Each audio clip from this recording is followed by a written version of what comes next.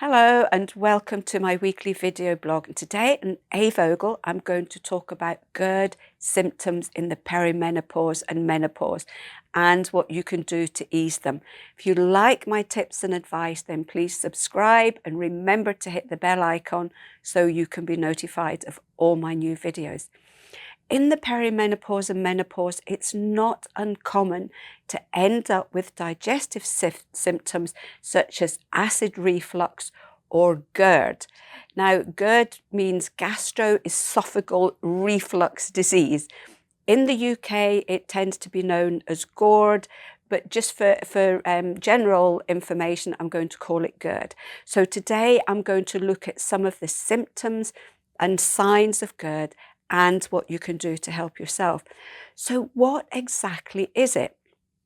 At the top of the stomach and at the bottom part of the esophagus, which is the tube that goes down to the stomach, there's a valve and it shuts. So when you've eaten, this valve shuts to keep all your stomach contents where they should be.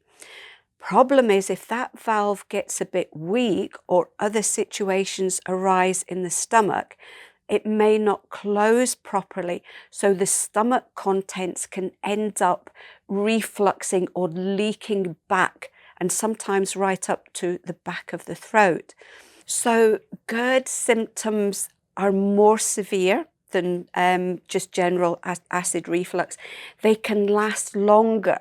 So if you know, acid reflux, it can happen just once in a blue moon if you've eaten too much or you've eaten the wrong foods, whereas GERD tends to happen on practically a daily basis.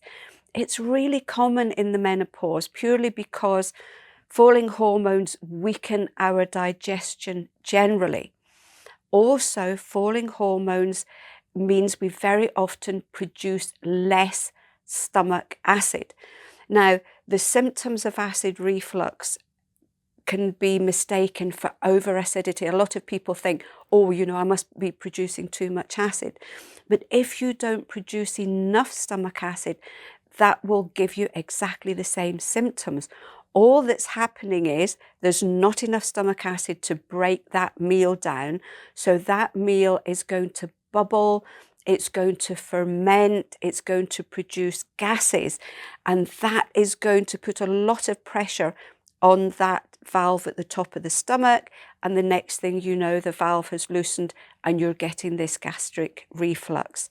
It can also be stress. So again, remember that if you're under a lot of stress, particularly if you're getting things like anxiety or panic attacks, that stops your digestion where it is. So if you have just recently eaten a meal and then you're in a state of panic or stress, whatever's in your stomach is going to sit there for hours. And again, it's going to bubble, it's going to cause lots of problems. And then the next thing you know, you've got this acid reflux again.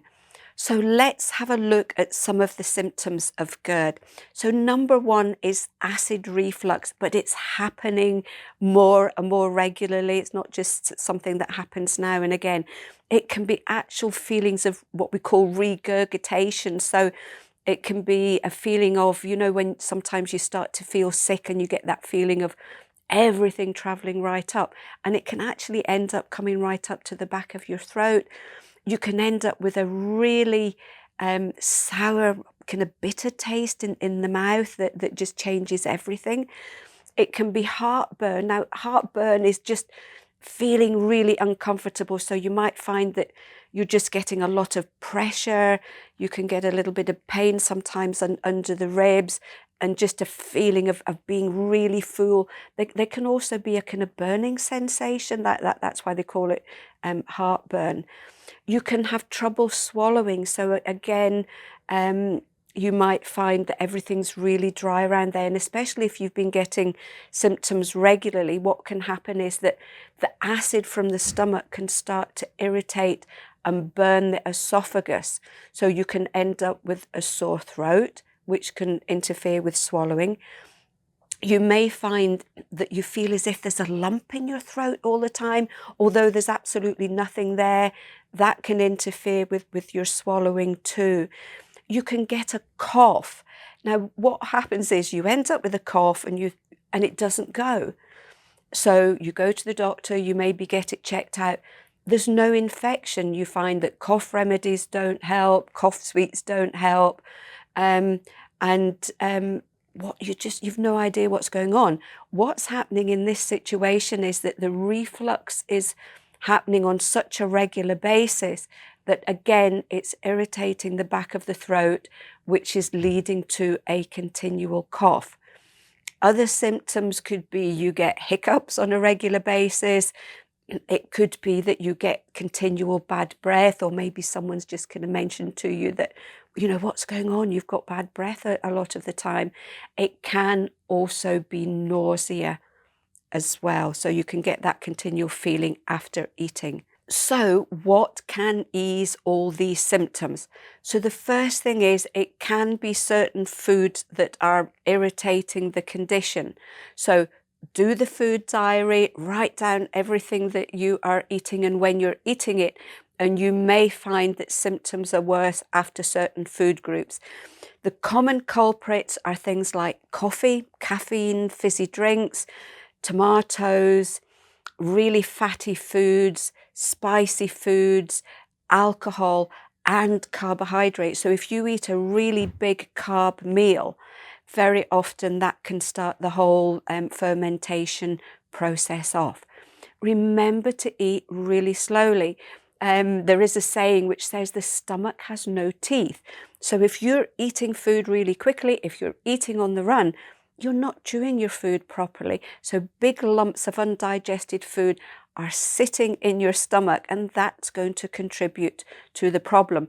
So it's this little tip.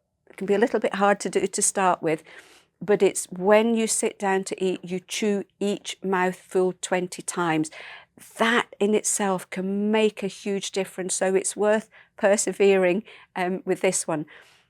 You can have bitter herbs. Now, bitter herbs stimulate the gastric juices. They stimulate the production of saliva in the mouth, so you're chewing everything better, and it stimulates the production of stomach acid. So you can either use these as herbs, you can get what's called stomach bitters, or you can have a little starter of salad leaves, things like endive and fennel, a little bit of coriander, dandelion and artichoke. These can all again start to stimulate digestion properly. Limit your water intake. So if you think about it, if you're not producing enough stomach acid and you have a big drink whilst you're eating, you're going to dilute that stomach acid further, and that's going to cause problems.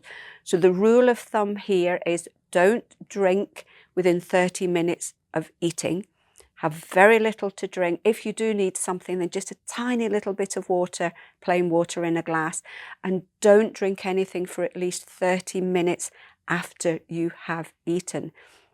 Address the stress, because that's going to cause digestive problems right the way through. If your symptoms are happening more at night, which they very often do, because if you've got pressure in the stomach and then you're lying down, that's going to put even more pressure on that stomach valve. And a lot of people do say the minute they get into bed, that's when their symptoms start. So with this one, have a light meal in the evening, have your main meal during the day, so you're not going to bed with your stomach full of half indigested food. Maybe also put the top of your bed up a little bit so you're sleeping at an angle. And again, that's going to release the pressure of your stomach as well. The other thing you can do is, if you are getting these symptoms, is to try silicol gel, as this is recommended for acid reflux and stomach issues. When do you see the doctor?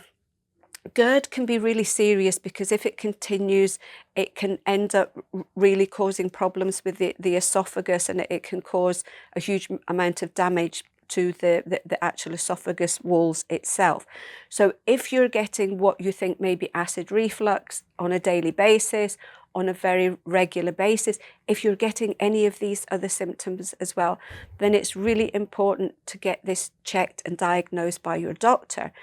Other stomach issues can cause similar symptoms, so things like Helicobacter pylori, stomach ulcers can cause these issues as well. And obviously these need completely different treatments. So just remember, get this checked first. Once you know it is, you can then address the symptoms quite easily. So I hope you found this one helpful. If any of you have had GERD, what did you do to help yourself? We'd love to hear your stories, so please jot them down. And until then, I will see you next week for another edition of A. Vogel Talks Menopause.